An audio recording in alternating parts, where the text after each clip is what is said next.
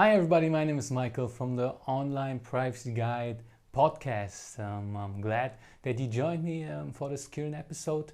I have to apologize, of course, for letting you wait so long on the next episode. There was some tiny difficulties with time. Life is busy, that is. But I want to put an effort on putting this podcast out every month. It's really important for me to put some kind of stability in the release process of this podcast. So bear with me if it doesn't work, but please be informed that that's where I'm heading to. Once a month, release of this podcast, Online Privacy Guide podcast for you. Today we want to talk about, in the 6th episode of this podcast, about the surveillance of helpers in our household. For example, nannies, for example, cleaning helpers, and all these kind of people who we hire to help us within our house, to help us with our children, to help us just with the daily things that are happening within our private lives. And with the internet and with these new technologies, with hardware for these kind of things getting cheaper and cheaper, it is very, very easy to monitor these people. Now we have to talk about how is that morally acceptable in this new situation that we're now having to control these people. Is that okay? If we talk about the reasons why we're doing that, of course, children are more important than money. For most of us, our children are the most important thing in our lives, or one of the most important things. And so we, of course, want to make sure that they're secure. So there's a good argument for that. On the other hand, you have to see the company and the government. They, for their view on life, or for the corporate view, the most important resource is their money. For the companies and even for the government. But for the government, it's also to be in control of things, to make people act the way they wanted to. It doesn't matter what the government favors or not, but it wants them to act in a certain way. We don't even want to talk about what way that is. It's different for every government, but the point is that the government wants them to act or interact in a certain way and do certain things and not do certain things, which is even more important. So we have the government who wants to control the people or make sure the people behave in a certain way, and on the other hand we have the companies who want to control their money and what happens with their money and how their money, of course, they want to have a revenue and the income stream to make it on a stable base. And with controlling the people, they can do that. So on one hand we have the children, on the other hand we have the control, and we have the money. Okay, for all of these different parties, it's the most important asset. But of course, I believe, and I'm sure many of you do too, that these two things you can't control with the life of a children and with a child by itself, and its different upbringing, and especially not with your own. Of course, there is another different dimension. So, but in the end, it is controlling. In the end, we are monitoring. We are monitoring other people because, or we can. It's the possibility and the opportunity is there to do that. So how we do we do that morally? We have to first look at ourselves and okay, if I sit in my office, if I have my job or whatever I'm doing, and my boss wants to see what am I actually doing, and he doesn't tell me, but every single keystroke I do on my computer is monitored, it's being written down, and the websites I visit, saved in a file somewhere.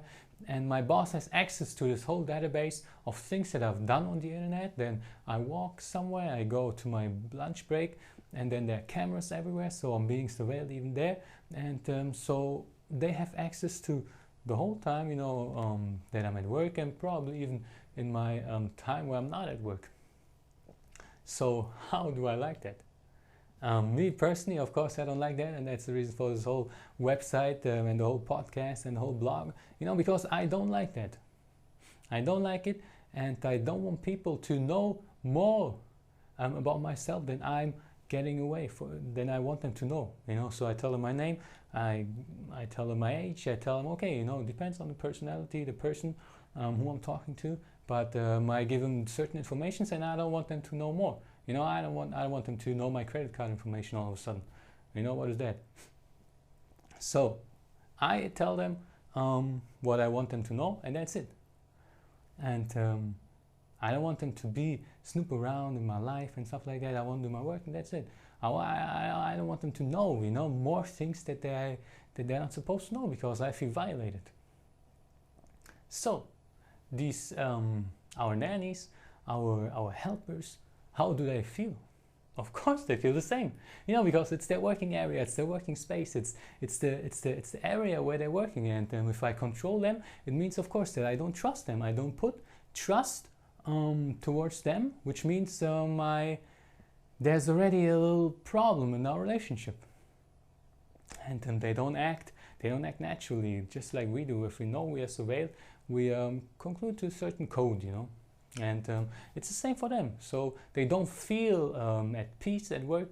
They're acting in many areas. They're not themselves, and they can't be themselves, because they know that they're being monitored, and they know that they're being looked at and spied at and all these things. So it is a very complicated situation, especially for us who are fighting for privacy and for who privacy is important.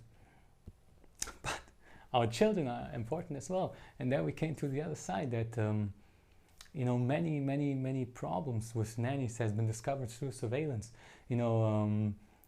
Nannies beating the children, nannies mistreating them, and nannies yelling at them, and all these things, that would have never been discovered if people wouldn't have controlled or monitored them.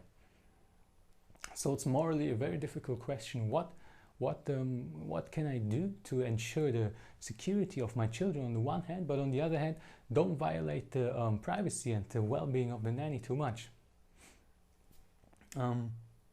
So I would like to, I was thinking about it, and I was thinking about, okay, you could do surveillance, like partly surveillance, which would mean that, okay, on the one hand, for maybe you just from time to time you look, okay, what are they actually doing? Switch on the camera, tuck, tuck, tuck, and then you see, okay, they're doing well, they're doing this and that.